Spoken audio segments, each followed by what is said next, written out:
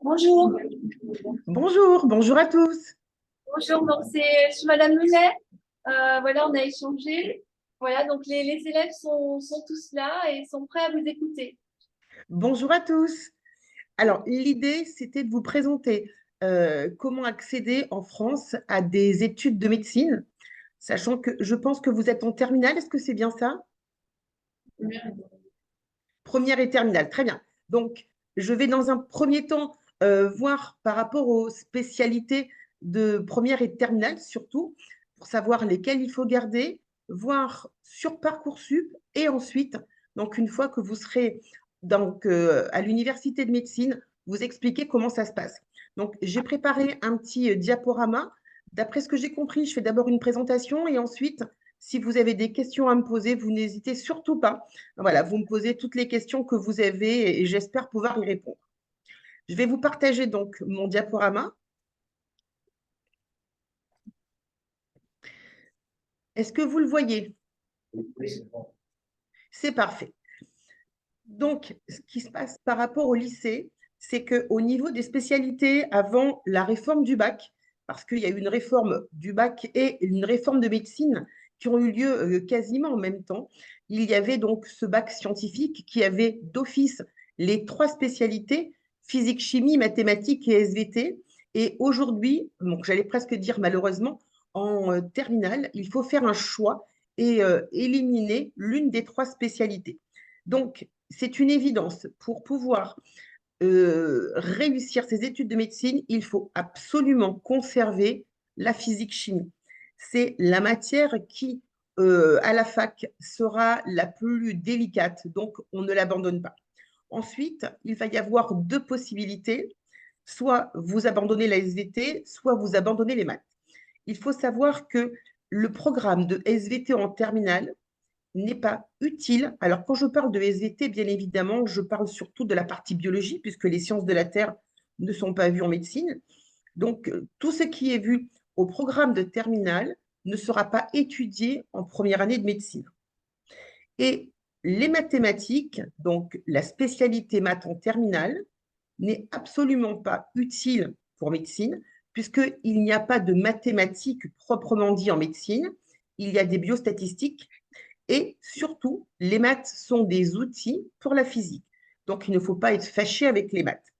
Certaines facs, alors là, je parle surtout d'Île-de-France, mais ça sera la même chose un peu partout en France. Certaines facs privilégient un petit peu plus les maths, d'autres un petit peu plus de la SVT. Déjà, il faut savoir que d'une façon générale, ce qui va compter, c'est de garder en plus de la physique-chimie la spécialité avec laquelle vous êtes la plus à l'aise. C'est-à-dire que si vous voulez garder la spécialité maths, pour pouvoir avoir 10 de moyenne en maths, vous travaillez 15 heures ou 20 heures par semaine, ce n'est absolument pas payant et vous n'aurez pas un bon dossier dans cette matière. Donc, ne faites pas d'efforts pour garder forcément les maths.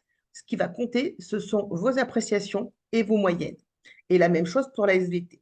Il y a quand même Une combinaison idéale qui existe, c'est de garder bien sûr la physique-chimie, la SVT et de prendre les maths complémentaires.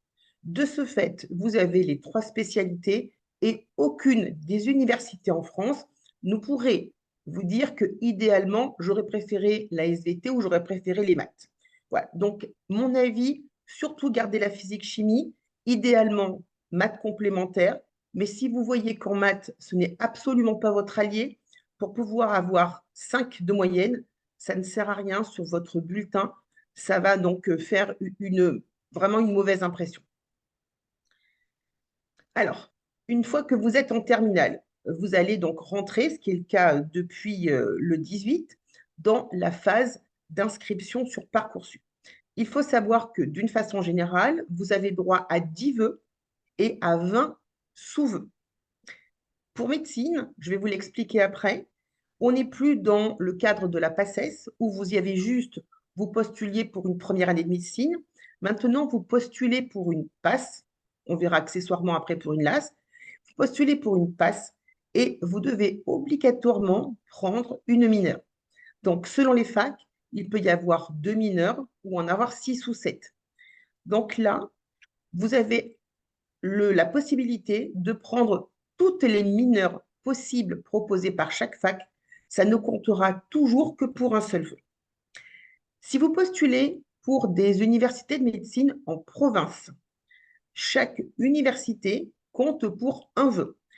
Vous postulez à Lille, à Rouen, à Lyon et à Nice, ça fait 4 vœux. Et je parle de passe.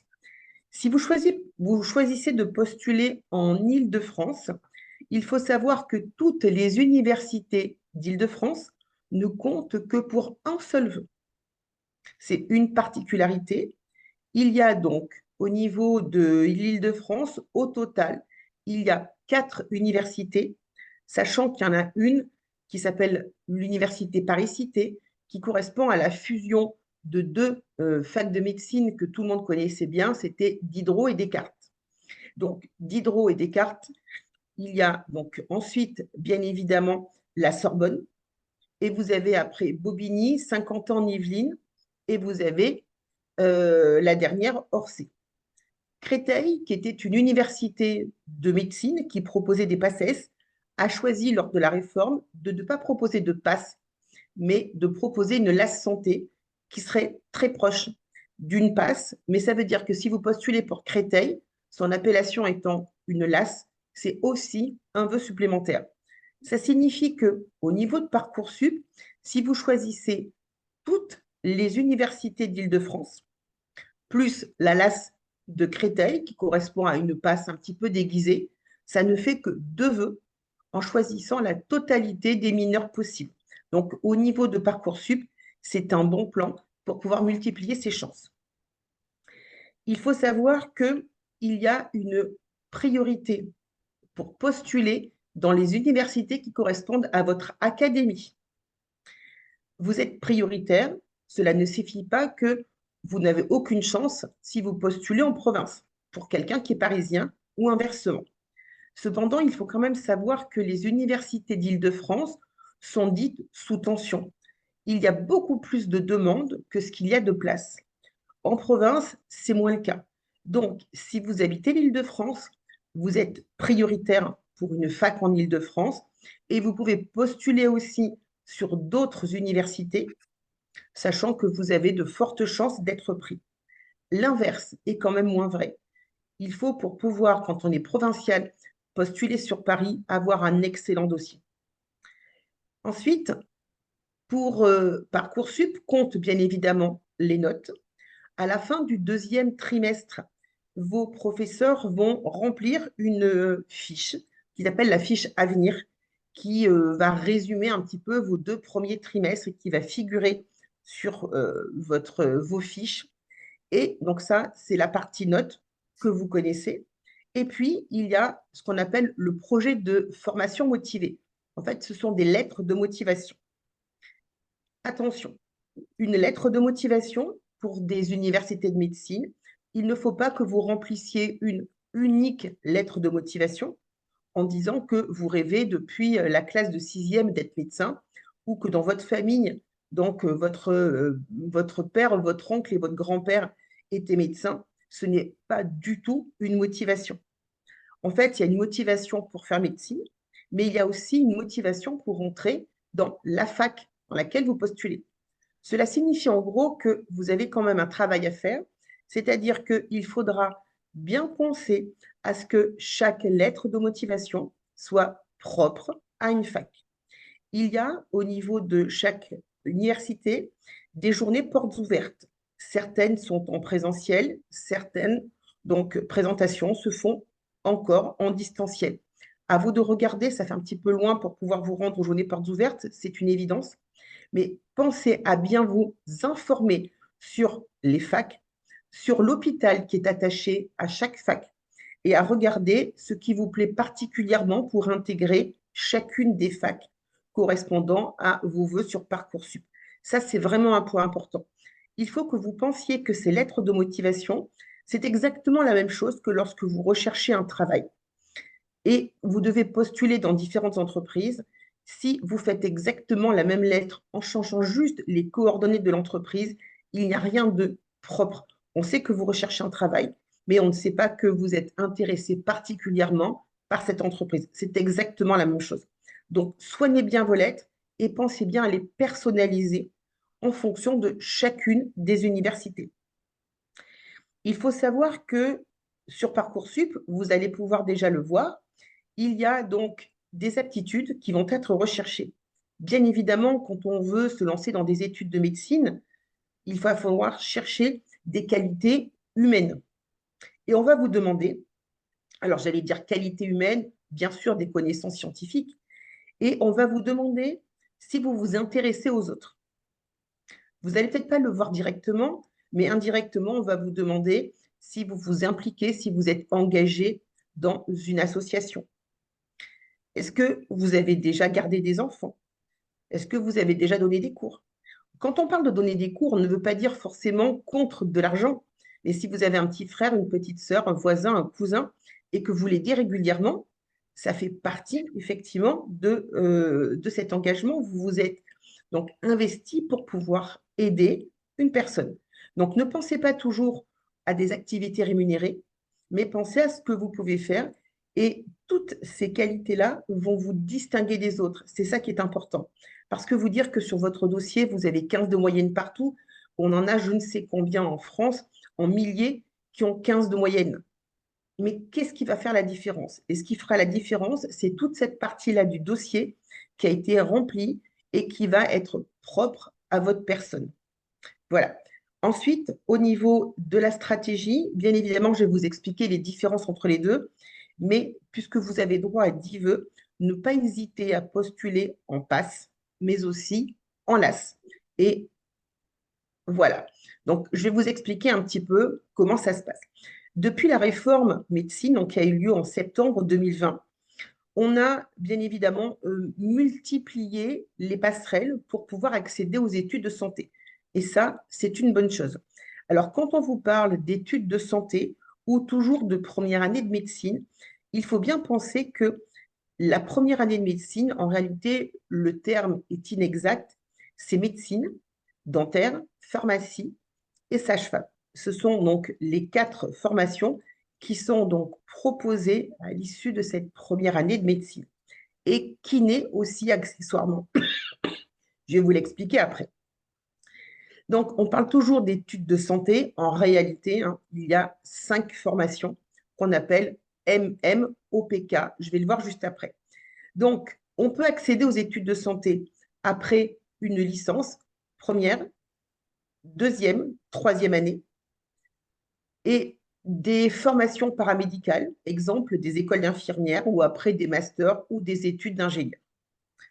Alors, qu'est-ce qu'on appelle le PASS? PASS, ça signifie parcours accès santé spécifique. C'était ce que nous appelions avant la PACES. Il faut savoir qu'aujourd'hui, pour pouvoir postuler déjà sur Parcoursup et ensuite, une fois que vous êtes dans cette première année de médecine, vous le voyez, je vous l'ai écrit en bas, MMOPK. Ça signifie médecine. Le deuxième M, c'est maïeutique pour sage-femme. Le O, c'est odontologie pour dentaire. Le P, c'est pharmacie. Et entre parenthèses, on a mis kiné. Et je vous expliquerai après pourquoi c'est entre parenthèses. Le kiné, en fait, déjà, ça fait partie de la spécialité médecine. Ça sera en fonction de votre classement. Ils l'ont mis entre parenthèses parce qu'initialement, quand la réforme a vu le jour, ils pensaient que ça serait que pour une année et que les kinés seraient recrutés via un autre mode. Ils pensaient peut-être à remettre le concours ou sur dossier uniquement. Pour l'instant, ça fait toujours partie des études de la première année de médecine. Donc, lorsque vous êtes en première année donc de médecine, en passe, vous devez obligatoirement prendre ce qu'on appelle une mineure. La majeure, c'est la partie santé, la partie médicale, et la mineure, j'ai marqué A, B ou C, ça veut dire que vous pouvez choisir une mineure dans le domaine scientifique, physique, chimie ou biologie, mais aussi vous pouvez choisir une mineure psychologie ou une mineure droit. Attention, ça va dépendre de la fac dans laquelle vous allez vous trouver. Toutes les facs ne proposent pas toutes les mineures. Il y a quelques facs qui proposent 2 mineurs, et ça, vous le voyez sur Parcoursup, c'est très, très bien identifié. Et puis d'autres facs qui proposent 6 mineurs possibles. Donc, quand vous êtes en passe, vous allez devoir suivre des cours de la majeure santé, avec de la physique, de la biophysique, de la biochimie, de la biologie cellulaire, de l'anatomie, enfin, voilà, donc toutes les matières que vous pouvez imaginer qui ont un rapport avec des études de médecine. Et puis, cette fameuse mineure. Alors là, au niveau des cours, ça dépend de la fac. On a quelques facs qui mettent la totalité des cours de mineurs après les cours de médecine, c'est-à-dire qu'ils ne commencent la partie mineure qu'à partir du mois de mai. Et puis pour d'autres facs, les cours de mineurs sont répartis au cours de l'année. Attention, ce que je suis en train de vous dire a une importance. C'est-à-dire que si vous n'êtes pris que parce que, bon, on va dire, le choix du roi, c'est de choisir, bien sûr, votre fac en passe et d'avoir la mineure qui vous intéresse, c'est une évidence, mais il se peut que vous choisissiez, vous ayez la fac qui vous intéresse, mais la mineure, ce n'est pas forcément celle que vous auriez choisie idéalement. Si les cours se font à la fin de l'année, ça veut dire que le travail que vous allez réserver à cette mineure ne va pas venir empiéter sur votre travail de la partie passe. C'est moins gênant. Si en revanche, toute l'année, vous avez des cours de mineurs, il va falloir à la fois travailler la partie passe, mais aussi la partie mineure. Donc, ça peut avoir un impact sur vos résultats. Une année universitaire, c'est ce qu'on appelle des ECTS. Ce sont des crédits européens. Donc, et chaque année universitaire est toujours validée par un crédit de 60 ECTS, qui correspond à une note de 10 de moyenne. Donc, à l'issue de votre première année de passe, il y a 2 options. Soit vous avez, donc on le voit ici à droite, donc moins de 10 de moyenne. Donc, moins de 10 de moyenne. Alors, ils disent, alors on va voir après pour les notes éliminatoires, parce que quand ils ont commencé cette réforme, ils avaient dit que si on avait moins de 8 dans une matière, c'était éliminatoire. A priori, aujourd'hui, ça tendrait à disparaître. Alors, c'est difficile d'avoir un 6 quelque part et d'avoir que des 19 et d'être bien classé, c'est une évidence. En tout cas, pour l'instant, les notes éliminatoires tendraient à disparaître. Mais quand on a moins de 10 de moyenne, on peut, alors pour le rattrapage, c'est un rattrapage concernant la mineure uniquement. Pour la partie médecine, c'est terminé. Soit vous validez donc avec votre rattrapage et vous pouvez passer après en L2 de la mineure que vous avez choisie. Je vais prendre un exemple. Majeur donc santé, mineur droit. Vous avez au total 9 de moyenne. Donc pour la partie médecine, c'est terminé. Vous allez pouvoir, si vous validez à 10, passer en deuxième année de licence de droit uniquement. Si vous ne validez pas les 10, mais vous êtes obligé de vous réinscrire sur Parcoursup et de faire autre, une autre licence. Le redoublement, aujourd'hui, n'est plus autorisé en première année de médecine. C'est pour ça qu'il faut aussi être assez stratégique. Vous avez plus de 10 de moyenne. Il va y avoir là encore 2 options. Si vous avez 11 ou 12, 11 ou 12, aujourd'hui, ce sont des moyennes qui ne permettent pas de passer en deuxième année de médecine. À peu près, on va dire que pour pouvoir passer en deuxième année de médecine, il faut avoir entre 14 et 15 de moyenne générale. Donc, si vous avez 11-12, vous avez bien validé vos 60 ECTS, mais vous n'avez pas obtenu la moyenne seuil qui vous permette de passer en deuxième année de médecine. Donc, vous allez passer directement en deuxième année de licence de la mineure que vous avez choisie, par exemple le droit. Si vous avez eu 18 de moyenne, vous êtes ce qu'on appelle super admissible. C'est-à-dire que on va estimer qu'à partir de 14,5, c'est la moyenne seuil, à partir de 14,5, vous pouvez, je n'ai pas dit que c'était acquis, vous pouvez passer en deuxième année de médecine. Ensuite, il va falloir se battre en fonction de votre résultat. Si vous avez une excellente moyenne, vous êtes dit super admissible et vous passez directement en deuxième année de médecine, dentaire ou pharmacie, sans passer par la case orale. Si vous avez 15, vous avez une note supérieure au seuil, mais qui n'est pas suffisamment bonne pour passer directement en deuxième année de médecine. Et là, vous allez devoir vous battre sur un oral qui est assez subjectif. Donc, l'idée aujourd'hui, c'est de se dire, je donne tout sur ma première année de médecine pour éviter d'avoir à passer cet oral. En gros, pour prendre des chiffres, s'il y a 200 places, ce qui n'est pas le cas, c'est souvent plus que ça, mais s'il y a 200 places en deuxième année de médecine, les 100 premiers seront dits super admissibles et passeront directement en deuxième année de médecine. Et pour pouvoir prendre les 100 dernières personnes, pour arriver à 200, eh bien, on va prendre 200 étudiants, donc les 200 qui suivent les meilleurs, et ceux-là passeront un oral et vont bien évidemment entrer en compétition pour les 100 places. Donc, en gros, on en prend après 1 sur 2. Ce qui est problématique, c'est que selon les facs, le coefficient de l'oral n'est pas le même. Il y a des facs où, ce qui était le cas à l'université Paris-Cité, la partie orale prenait 70% de la totalité des notes. Donc, même si vous avez eu 16 de moyenne, l'oral remettait presque tout en question. Et dans d'autres facs, la part de l'oral était un peu moins importante. Donc là encore, c'est toujours compliqué. C'est qu'avant, avec le principe de la PACES, s'il y avait 200 places, ben il n'y avait pas d'oral. Les 200 premiers étaient admis en deuxième année de médecine. Aujourd'hui, le 101e remet un petit peu son classement en question parce qu'avant, c'était un excellent classement, il était pris d'office. Maintenant, il va devoir être départagé avec un oral. Voilà. Donc, attention à cet oral, il est un petit peu compliqué.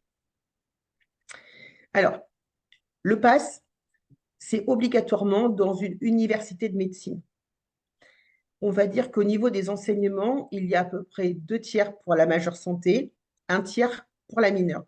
Vous comprenez quand même que le choix de la mineure est important parce que si vous ne validez pas votre année en médecine, vous irez dans une deuxième année de licence de la mineure que vous avez sélectionnée. Donc, c'est quand même important. On a bien sûr une majorité d'enseignements médicaux ou apparentés, donc c'est lié à la majeure santé. Et le PASS, et ça c'est important, c'est à peu près 50 à 60% des places de deuxième année. Ça signifie que l'autre partie vient d'ELAS. On peut être réorienté en fin de première année, en deuxième année de la mineure qu'on aura choisie. Si on n'a pas validé, c'est 60 ECTS. Pardon, si on n'a pas validé la première année de médecine, en ayant eu plus de 60 ECTS, alors qu'avant, ça n'existait pas.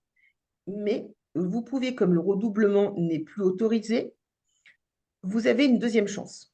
C'est-à-dire que si vous partez après en licence, et je vais vous expliquer comment ça va se passer, en licence, en intervertissant la mineure et la majeure, donc on aura une mineure santé obligatoirement, vous pourrez avoir la possibilité de revenir en deuxième année de médecine.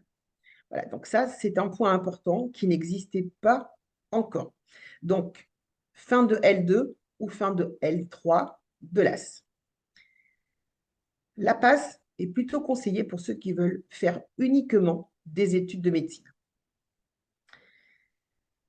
L'oral, c'est ce que je vous disais tout à l'heure.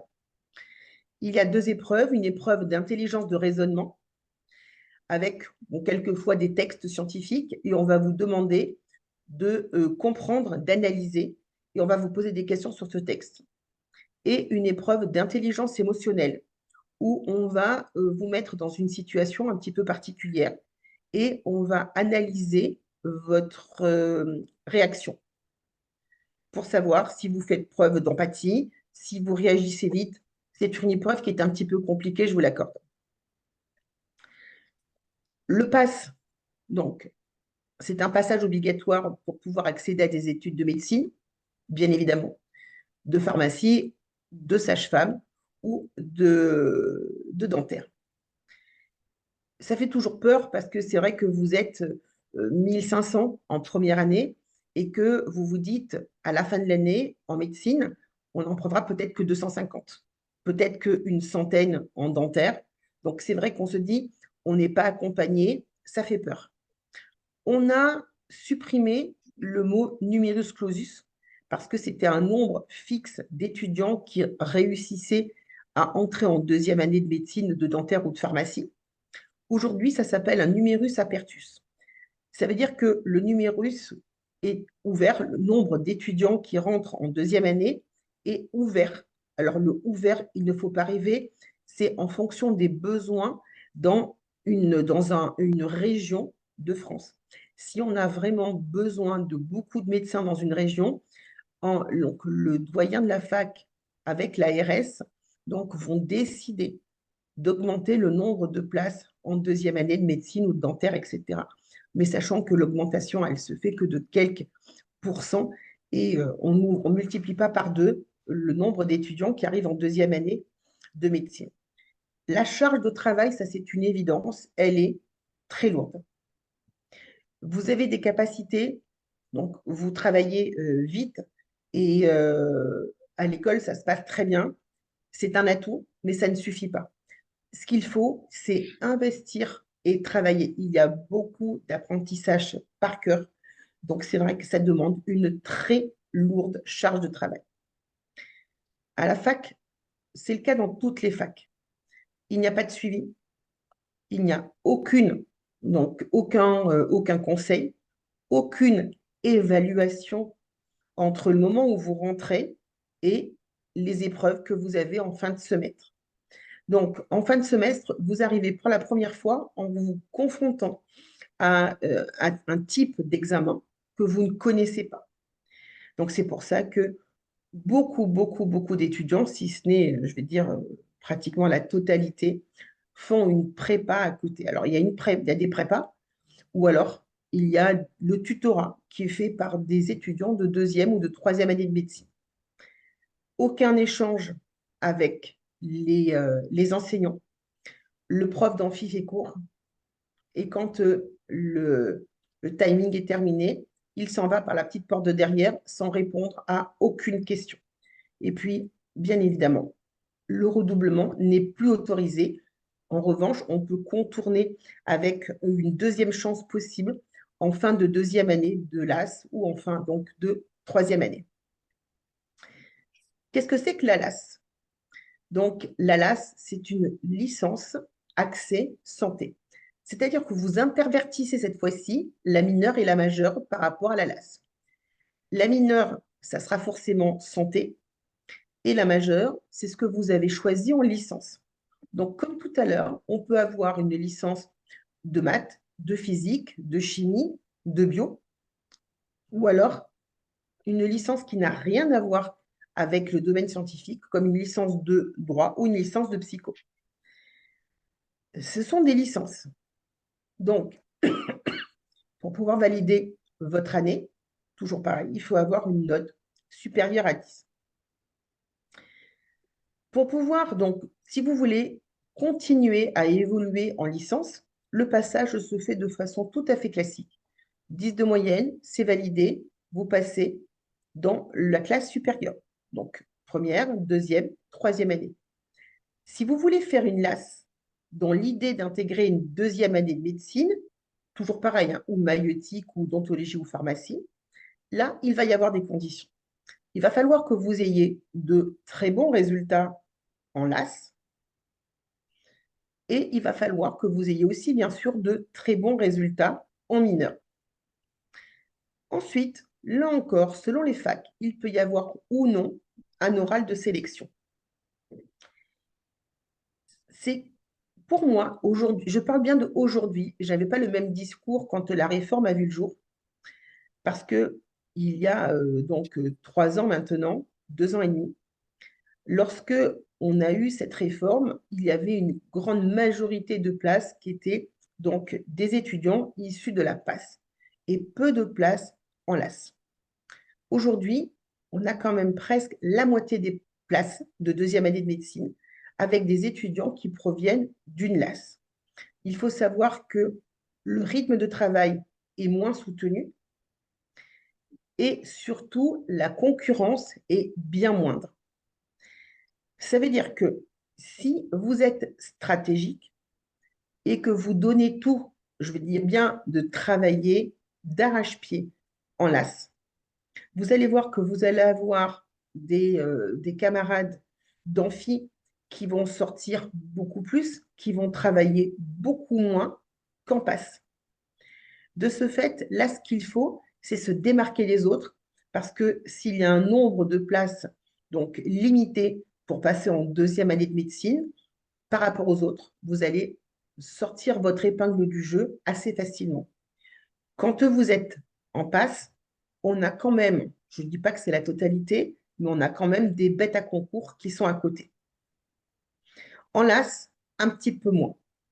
Donc, ça peut être une très bonne stratégie, à condition de s'investir plus que vos camarades d'amphi et avoir de très bons résultats. Une fois que vous êtes admis en deuxième année, vous arrivez en deuxième année de médecine, comme ceux qui sont issus d'une passe. Donc, pensez-y, avant, il n'y avait pas trop de places. Aujourd'hui, on tente à augmenter le nombre de places issues pour les LAS. Donc, les LAS, ce sont des licences qui proposent une mineure obligatoirement accès santé, mineure santé. La majeure, vous pouvez choisir ce que vous préférez.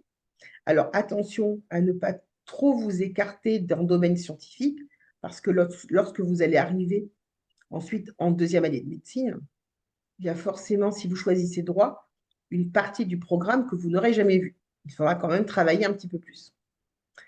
Le programme Accès Santé varie d'une université à l'autre et selon les facs, et en présentiel ou quelquefois en distanciel. Donc, si vous êtes fâché avec le distanciel, regardez, intéressez-vous à la fac pour ne pas être piégé.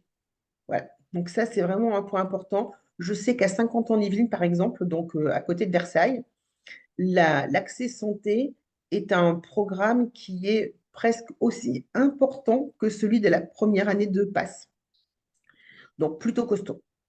Le classement, donc un passage en deuxième année de médecine, donc selon votre classement, et bien sûr, après, valider avec de très bons résultats votre licence et la mineure santé.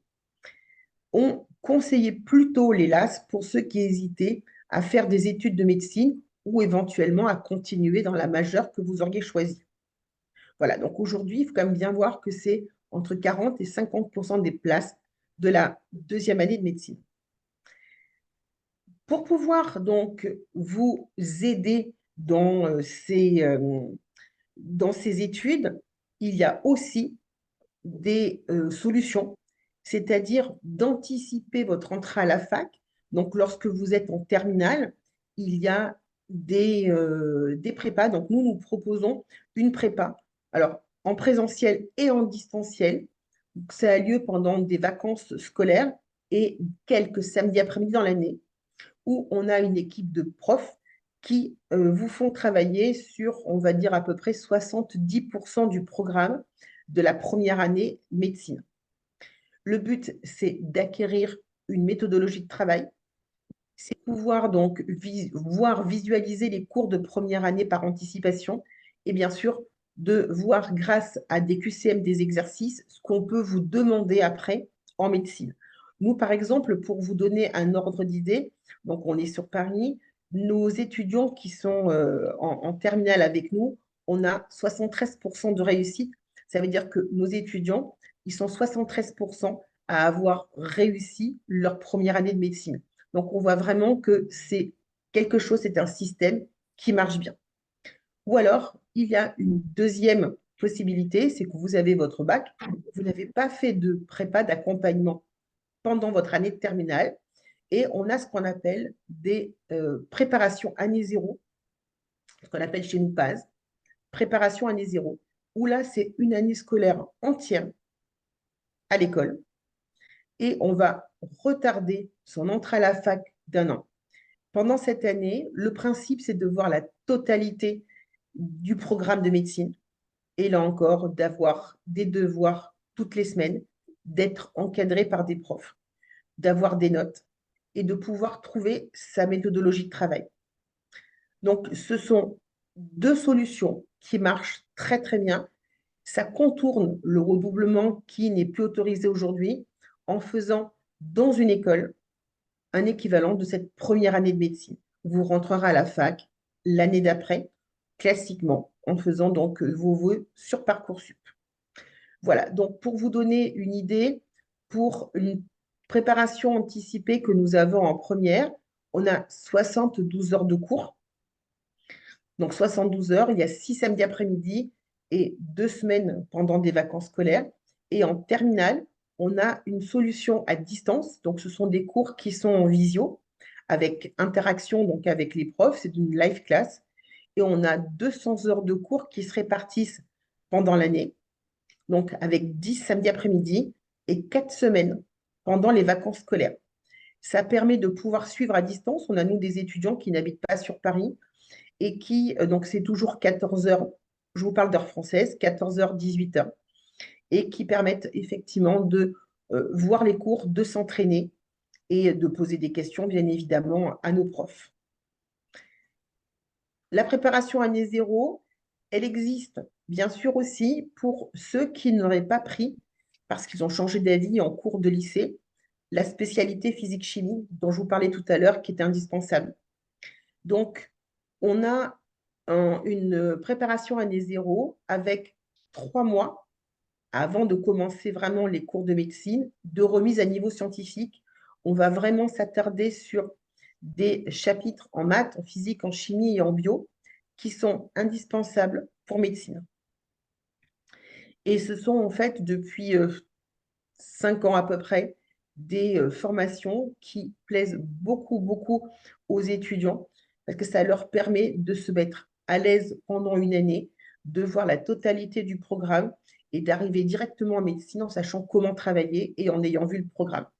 Voilà, donc là, on voit que pour la partie préparation année zéro, sans la remise à niveau, on est à peu près à 500 heures de cours, donc sur une année scolaire entière, et on a un peu plus de 700 heures de cours quand on a la remise à niveau pour les non-scientifiques ou ceux qui ne se sentent pas à l'aise avec la physique ou la chimie qu'ils auraient travaillé donc, au lycée. Voilà, donc je vous ai mis les coordonnées d'école, voilà, si vous étiez intéressé pour pouvoir me contacter. Et maintenant, je suis dans l'attente de vos questions. N'hésitez surtout pas.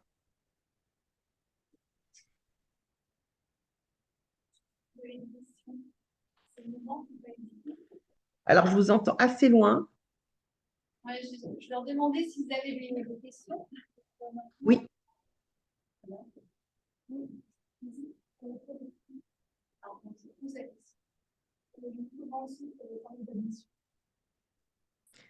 Alors, je suis désolée, je n'ai absolument pas entendu. J'ai entendu juste un bruit de fond.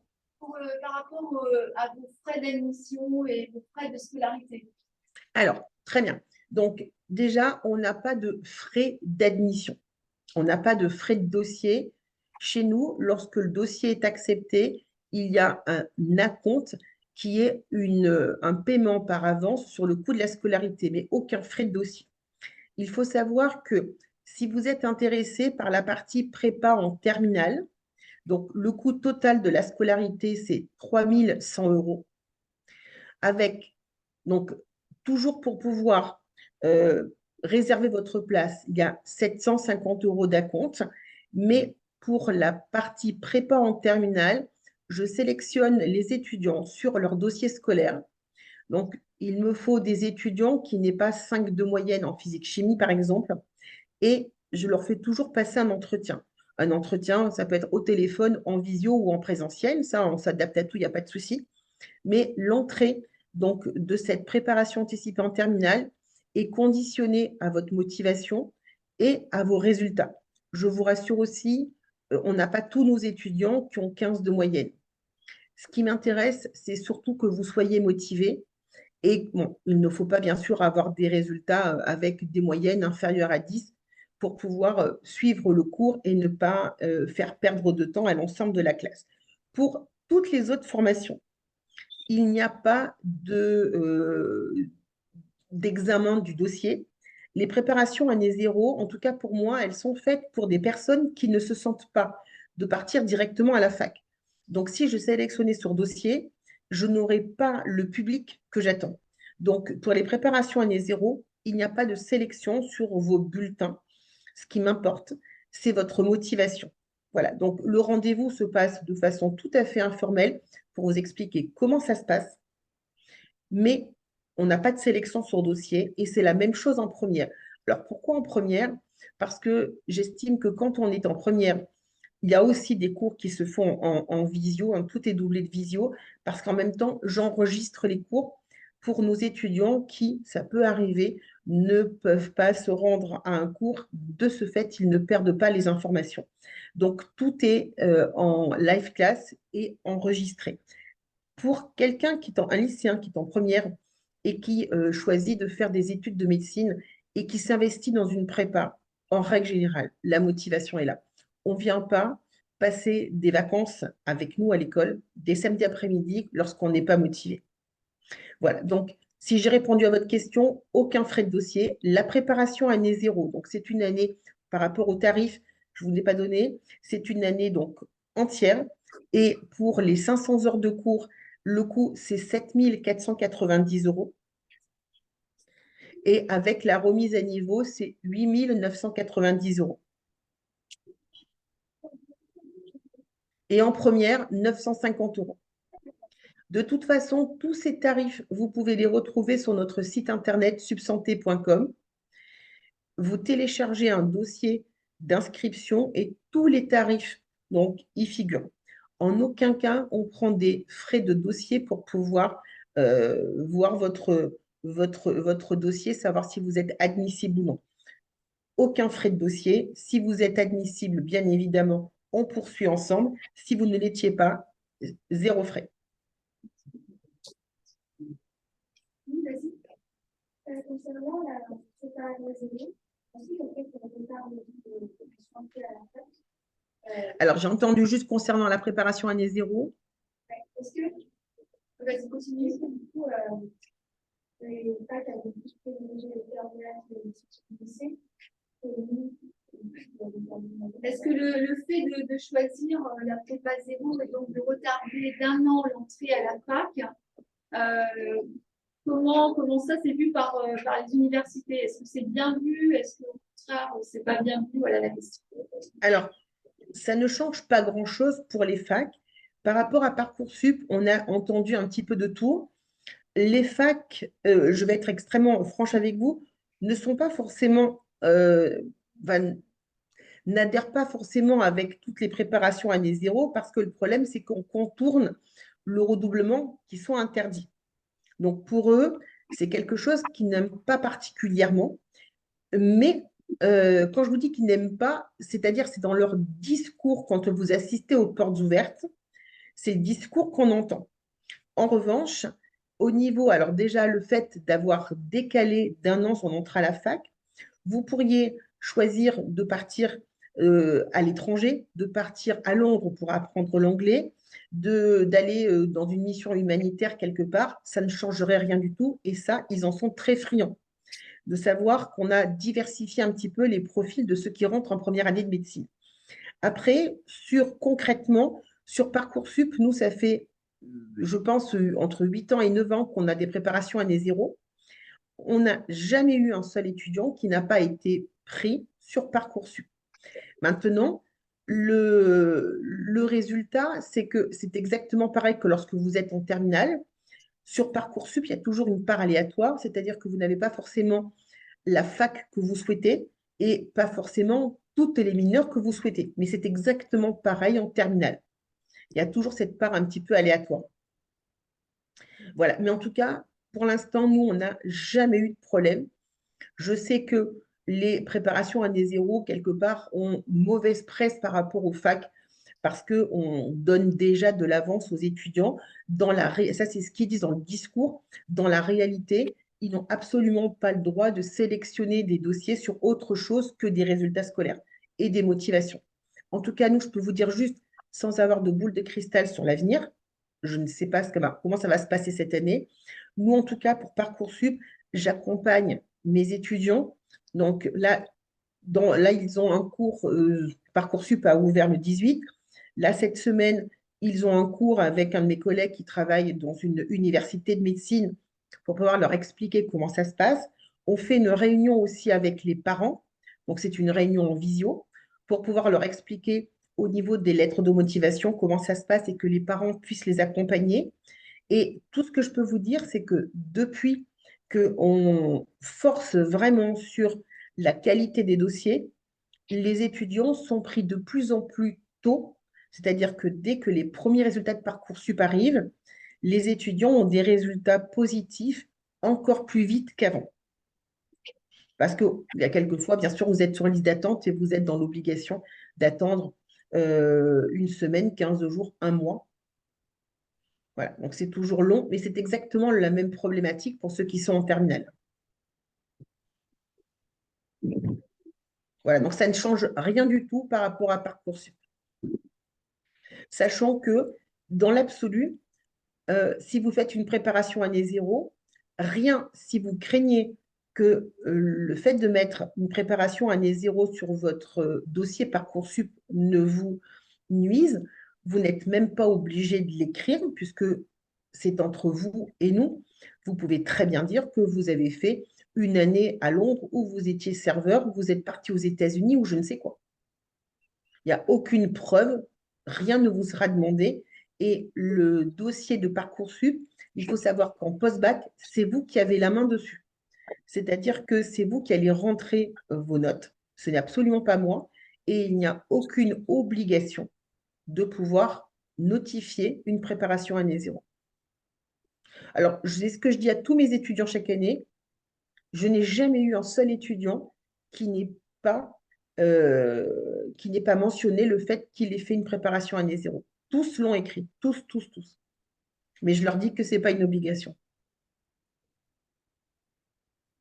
Est-ce qu'il y a une autre question avant de terminer? Parce qu'on va être obligé de. C'est bon? D'accord. On a encore vu un peu de temps, mais qu'est-ce que. Profitez-en. Oui, madame. Concernant la spécialité de chimie, est-ce que c'est vraiment obligatoire ou c'est vraiment très hautement souhaitable? Alors, j'ai entendu parler de la spécialité de chimie. Oui, Est-ce que la spécialité physique-chimie est obligatoire? oui, c'est ça. Est-ce qu'elle est souhaitable ou obligatoire? Si je suis franche, je vais dire pour vous, pas que sur le papier, pour vous, c'est obligatoire. Mais j'ai des étudiants qui arrivent justement en préparation année zéro et qui ont pris cette partie remise à niveau pour pouvoir avoir le niveau, récupérer, rattraper le niveau du lycée en physique et en chimie parce qu'ils n'avaient pas pris cette spécialité. Pour moi, c'est même pas qu'une question que de dossier, c'est surtout une question de niveau. Le niveau en médecine, en physique-chimie, est un niveau qui est assez élevé. Je parle bien de physique et chimie. Si vous n'avez pas pris les spécialités physique-chimie ni en première ni en terminale, ça va être difficile de suivre. Et on a, nous, des étudiants qui sont en préparation année zéro et qui ont choisi cette remise à niveau pour pouvoir rattraper tout ce qu'ils n'ont pas fait au lycée. Alors, vous voyez qu'en fait, si je parle de ces étudiants, ça veut dire que sur le dossier, effectivement, sur leur dossier scolaire, au lycée, il n'y avait pas les spécialités physique-chimie. En revanche, dans la lettre de motivation qui va accompagner chaque demande sur Parcoursup, ils vont bien justifier le fait d'avoir fait une préparation année zéro parce qu'ils ont décidé que tardivement, il n'y a pas de trop de toute façon, hein, c'est comme ça, vous avez eu une révélation en fin de première, vous n'aviez pas choisi la spécialité physique-chimie, et effectivement, pour pouvoir vous donner le maximum de chances de réussir, ben, vous avez fait une préparation année zéro. Et là, ça se justifie très bien. Donc voilà, pour moi, sur le papier, vous pourrez peut-être rentrer à la fac. En revanche, pour pouvoir réussir, à mon sens, c'est indispensable. Alors que les maths et la SVT, ça l'est beaucoup moins. Le programme, nous, quand on rattrape le niveau du lycée en SVT, donc plutôt en biologie, on travaille 5 chapitres. Donc, ça veut dire qu'il y a 5 chapitres entre la première et la terminale sur tout ce qui est vu au programme qui vont nous intéresser pour médecine et pas plus. En physique-chimie, c'est beaucoup, beaucoup plus important.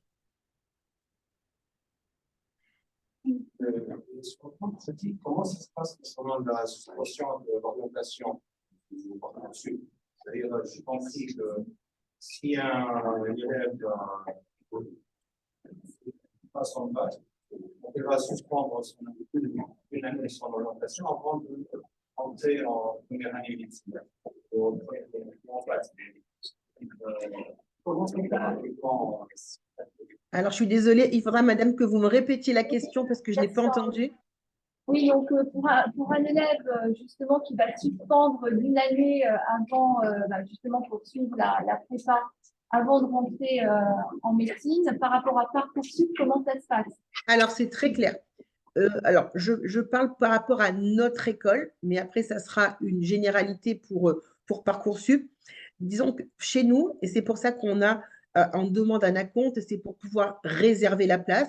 Une fois que le dossier d'inscription est rempli avec un acompte, la place est réservée. Et de ce fait, sur Parcoursup, alors il y a deux possibilités. Soit votre décision est prise et vous ne faites pas de vœux sur Parcoursup parce que vous êtes sûr derrière d'avoir une place en préparation année zéro.